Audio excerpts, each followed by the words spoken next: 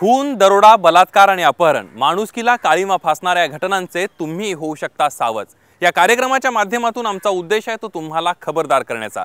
कारण माणुसकीला काळीमा फासणाऱ्या गिधाडांचे चेहरे महिलांपासून ते चिमुरड्यांपर्यंत सर्वांनाच करतायत आपलं सावज आणि होतोय रक्ताच्या नात्यांचा खून। याच माणुसकीला काळीमा फासणाऱ्या गिधाडांचे चेहरे आम्ही तुमच्यापर्यंत पोहोचवणार आहोत खबरदार मधून। एका रिअल इस्टेट एजंटला धमकावल्या प्रकरणी अंडरवर्ल्ड डॉन दाऊद इब्राहिमचा भाऊ इक्बाल कासकरला मुंबई पोलिसांनी अटक केली आहे। तब्बल 11 वर्षांनंतर झालेल्या या अटकेमुळे साऱ्यांच्याच भोवया उंचावल्या। मुंबईत पुन्हा दाऊद गँग सक्रिय। दाऊदचा भाऊ इक्बाल कासकर अटकेत। खंडणी प्रकरणी इक्बालला अटक। या प्रकरणात दाऊदचाही संबंध असल्याचा पोलिसांचा संशय। दाऊदच्या मुंबईतील रिअल इस्टेटचा कारभार इक्बाल सांभाळतो। दक्षिण मुंबईतील बांधकाम व्यवसायावर इक्बालचं वर्चस्व आहे। सलीम शेख इद्रिस हा या भागात रिअल इस्टेट एजंट म्हणून काम करतो। सलीमकडून इक्बालनं 3 लाखांची खंडणी मागितली। खंडणीची रक्कम न पोहोचवल्यानं त्याला 30 जानेवारीला पाक मोडिया स्ट्रीटवर असलेल्या इक्बालच्या घरी बोलवण्यात आलं। तिथं इक्बाल आणि त्याच्या 2 साथीदारांनी एजंटला बेदम मारहाण केली। या प्रकरणी एजंटने जे मार्ग पोलीस ठाण्यात तक्रार नोंदवली। जिसका नाम है उसका जो रियल एस्टेट का अर्थात किसी को मकान किराए पे दिलाने का और उसमें कुछ पैसे वगैरह कमाने का धंधा करता है, उसका ऐसा आरोप है कि उसे पहले फ़ोन आया इकबाल कासकर की तरफ से और बाद में शब्बीर शेख नाम का व्यक्ति जो इसे भी जानता था उसे मोटरसाइकिल पर लेकर के 4थे माले पे डामर वाला बिल्डिंग में ले गया और वहाँ इसकी मारपिटाई की गई और इससे 3 लाख रुपए मांगे गए। 2 आरोपी अर्थात इकबाल कासकर और साथ में जो दूसरा आरोपी है शब्बीर शेख उर्फ शब्बू, इन दोनों को हिरासत में ले लिया गया है। इक्बाल कासकर हा डॉन दाऊद इब्राहिमचा लहान भाऊ। 12 मार्च 1993 मध्ये दाऊदनं मुंबईतील साखळी बॉम्बस्फोटानंतर दुबई सोडून पाकिस्तानातील कराची गाठली। त्याच्याबरोबर त्याचे कुटुंबीय तसेच नुरा, अनीस या भावांनी देखील पाकिस्तान गाठलं। मात्र इक्बाल कासकरनं दुबईतच राहणं पसंत केलं। दाऊदचा आर्थिक व्यवहार तो दुबईतून हाताळत होता असा संशय मुंबई पोलिसांना होता। मात्र त्या संदर्भात पोलिसांकडे एकही पुरावा नव्हता। अशातच इक्बालनं पत्नी आणि 3 मुलांसह दुबई सोडून 19 मार्च 2003 साली मुंबई गाठली। त्यावेळी गुन्हे अन्वेषण विभागानं इक्बालला तात्काळ विमानतळावरच अटक केली। यावेळी इक्बालवर दाऊदचे आर्थिक व्यवहार चालवणे, बनावट पासपोर्ट तसंच पालिकेची सारा सहाराची जमीन बळकावून मॉल तयार करणे अशा प्रकारचे गुन्हे दाखल केले।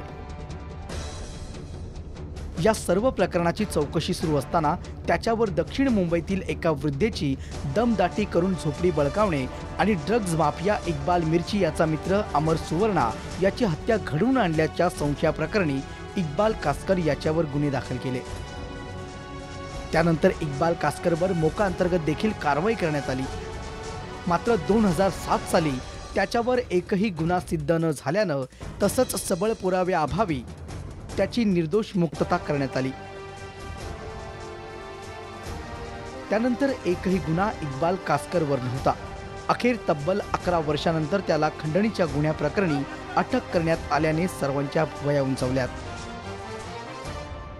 अब वो पुलिस का क्या है कि एक केस को ज़रा थोड़ा संगीन बताने के लिए सब हमको इंक्वायरी करनी है कि दाऊद का कहीं हाथ तो नहीं है। तो मैंने पूछा कहाँ जाओगे, दाऊद को ढूंढने कहाँ जाओगे, स्टेटमेंट कहाँ रिकॉर्ड कर, ये तो बताओ, पहले बताओ कि है कहाँ दाऊद, ये तो बताओ।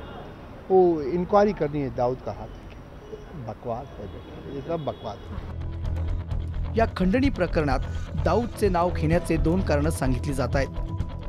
दाऊदचं या प्रकरणात नाव घेऊन हे प्रकरण अंडरवर्ल्ड जगताशी जोडण्याचा प्रयत्न असावा, तर दुसरं कारण म्हणजे पाकिस्तानात लपलेल्या दाऊद इब्राहिमवर आणखी एका प्रकरणाचा फास टाकण्याचा पोलिसांचा प्रयत्न असल्याची चर्चा आहे। विशाल सिंग, जय महाराष्ट्र, मुंबई।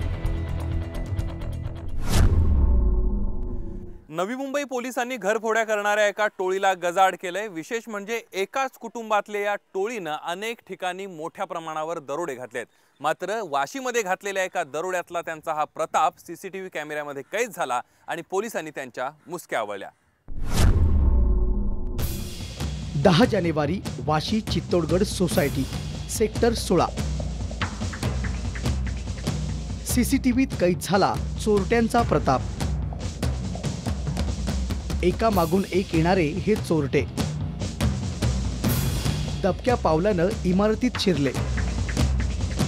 तोंड लपवून चोरट्यांचा सशस्त्र दरोडा। सीसीटीव्ही झाकण्याचा चोरट्यांचा प्रयत्न ठरला फोल।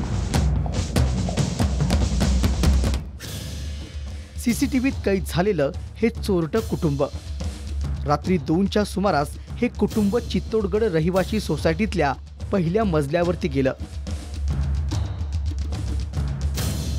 यावेळी 72 वर्षांचे रमणलाल आपल्या पत्नी लीला सेठ यांच्यासह घरात होते। यावेळी दरवाजा आतून बंद असतानाही कडी तोडून चौघा दरोडेखोरांनी घरात प्रवेश केला। दरवाजा तोडण्यापूर्वी शेठ यांच्या घराबाहेरील सीसीटीव्ही कॅमेऱ्याची दिशाही त्यांनी बदलली होती।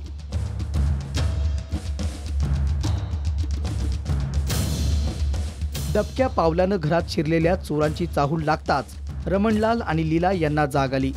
त्यांनी आरडाओरडा केला आणि दरोडेखोरांना प्रतिकार केला। यावेळी दरोडेखोरांनी लोखंडी रॉडनं दोघा वृद्धांवर हल्ला केला। त्यामध्ये रमणलाल आणि लीला यांच्या डोक्यावर आणि पायावर गंभीर दुखापत झाली।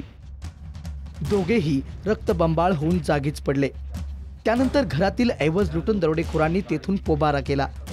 या हल्ल्यात रमणलाल सेठ यांचा मृत्यू झाला। पोलिसांच्या हाती लागलेल्या सीसीटीव्ही फुटेजच्या आधारे त्यांनी तपास सुरू केला। पोलिसांनी यासाठी विशेष पथकही नेमलं। अखेर हे आरोपी नाशिकमध्ये असल्याची माहिती पोलिसांना मिळाली।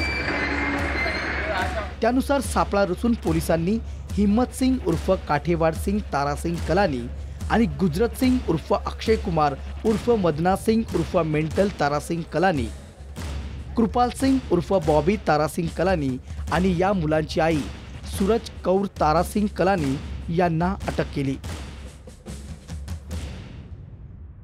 गुजरात, मध्य प्रदेश, महाराष्ट्रामध्ये वेगवेगळ्या ठिकाणी तपास करण्यानंतर युनिट 2चे जे पोलीस निरीक्षक आहेत सीपीओ त्यांना खबर मिळाली की ही घटना करणारे एक विशिष्ट प्रकारचे लोक आहेत आणि ते शिकलगारी जमातीमधले आहेत।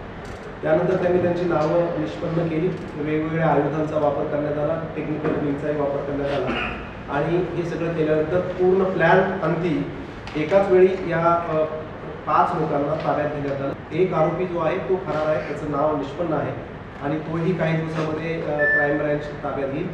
या गुन्ह्यामध्ये वापरण्यात आलेलं जे काही साहित्य आहे ते पंचांसमक्ष जप्त करण्यात आलेलं आहे।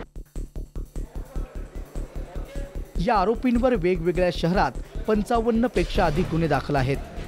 तर नवी मुंबईत त्यांनी 10 घरफोड्या केल्याची कबुलीही दिली आहे। या आरोपींकडून पोलिसांनी घरफोडीसाठी वापरण्यात येणारे तलवार, chopper, gas cutter, drill machine, हातोडा, कटर आणि एक मारुती अल्टो कार असा मुद्देमाल जप्त केलाय।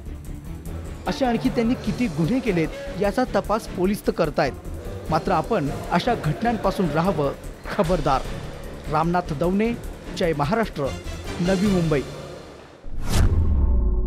गुन्हेगारी विश्वातल्या इतरही घटनांवर नजर टाकणार आहोत। मात्र इथे एका छोट्याशा ब्रेकसाठी थांबतोय। पाहत रहा खबरदार।